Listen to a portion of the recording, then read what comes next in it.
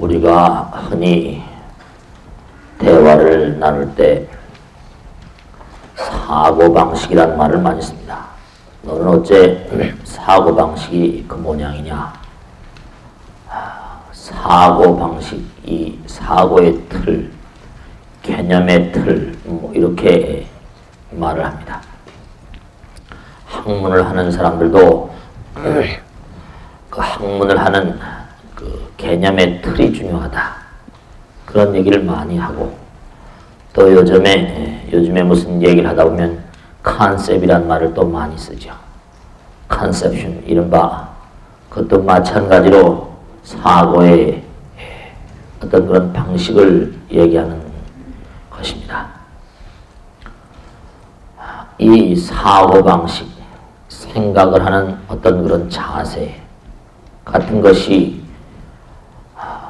참으로 아주 가장 간단한 것을 하나 놓고 본다 하더라도 우리가 흔히 그런 얘기를 하지 않습니까? 컵에 물이 한 반쯤 담겨져 있는데요. 어떤 사람은 반씩이나 있어 이렇게 얘기를 한다는 거죠. 근데 어떤 사람은 반밖에 없어 또 뭐 이렇게 얘기를 한다는 것입니다. 이 바라보는 관점, 또 생각하는 양식, 이것이 사람마다 다 다릅니다. 근데 그 사고방식이 자신의 삶 전체를 크게 그렇게 좌우한다는 사실을 그렇게 우리가 분명하게 알고 살아가야만 할 텐데 그렇지 못한 것이 우리의 삶인 것 같습니다.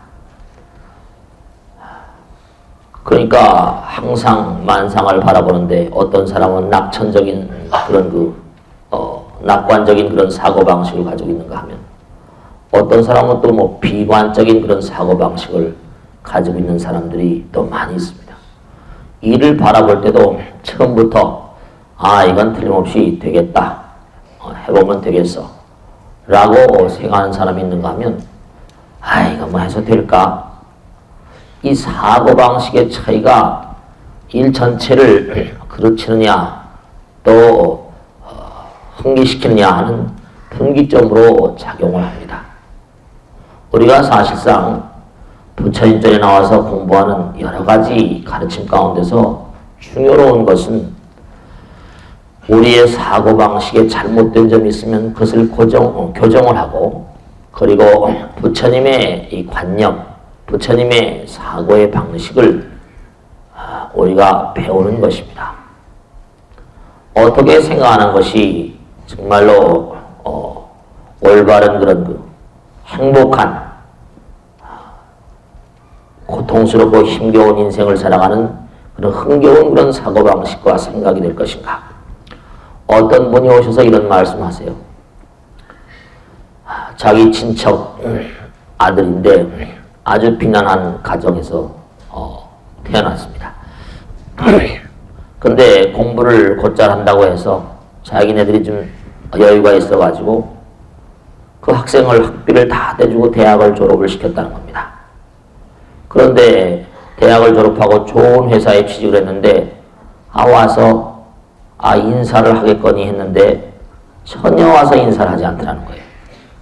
괘씸한 놈 같으라고. 그렇게 생각을 했다는 겁니다. 그러니까 죽어서 기대를 하다 보니까 결국은 사이가 악화돼 버리고 말이죠. 물론 그 사람도 잘못했죠. 은혜가 은공이 있으면 와서 인사를 해야 될 텐데 많이 받으려고 했겠습니까? 인사하는 것으로도 좋겠는지도 모를 텐데 젊은 사람이 참 안타까웠던 것 같아요. 근데 어쨌든 간에 굉장히 섭섭해하고 좋지 못한 그런 말씀을 하시고 계시더라고요. 그렇지 해주고 또 자기 마음도 불편하고 이거 참 정말 문제입니다. 그래서 제가 그랬습니다. 보살님, 부처님 말씀에 준 것은 잊어버리라고 했잖아. 자꾸만 생각하면 더 괴롭지. 어떻게 그렇게 할 수 있냐는 거죠. 그럼 부처님 말씀 헛배웠네. 네.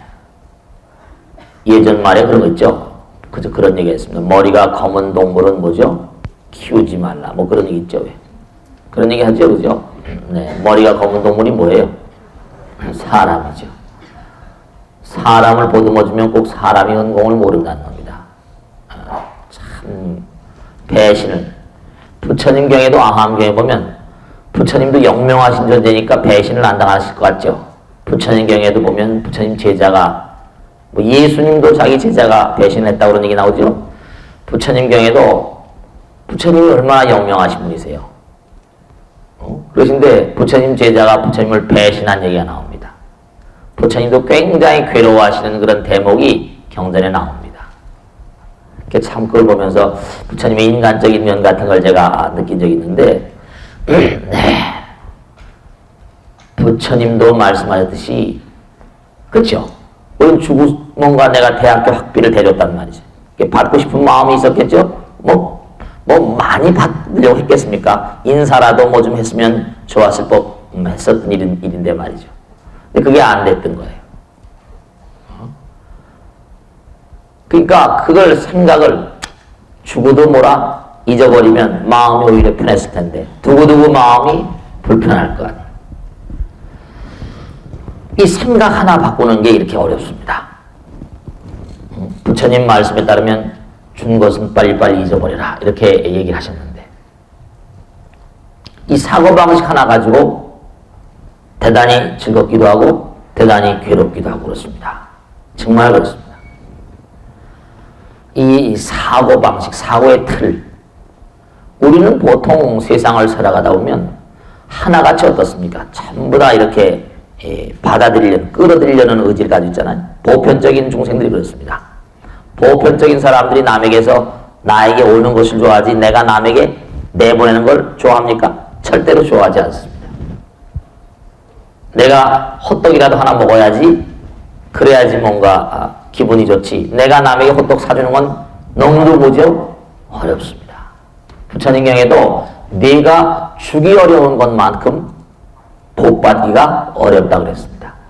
그거 참 의미심장한 얘기. 주기가 어려운 것만큼 복받기도 어렵다는 겁니다. 네, 꼭 맞는 말씀이죠. 부처님께서 말씀하신 가르침 가운데 오늘 우리가 꼭 생각해야 될 것, 사고의 틀을 바꾸는데 어떻게 바꿀 것인가 하는 점을 오늘 생각을 좀 해보겠습니다. 부처님께서 이렇게 말씀하셨어요.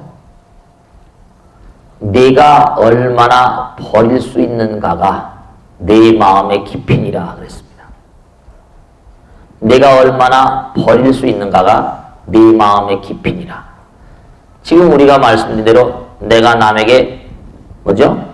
주기가 어려운 것만큼 복받기가 어려운 것처럼 내가 버릴 수 있는 것만큼 나라는 인간의 깊이가 그게 차이가 납니다.